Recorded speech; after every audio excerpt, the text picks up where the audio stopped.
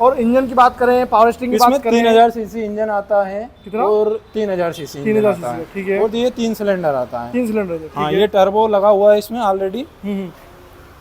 ये push button है, यहाँ से आप ओपन कर सकते हो इसे।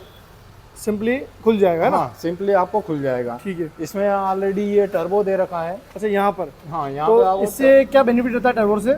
इसको मतलब ये बेनिफिट है कि ये करीब करीब 5 से 7 HP पावर जनरेट ज़्यादा करता है। ज़्यादा HP नॉर्मल के, ट्रैक्टर के कंपैरिजन में। हाँ। ठीक है।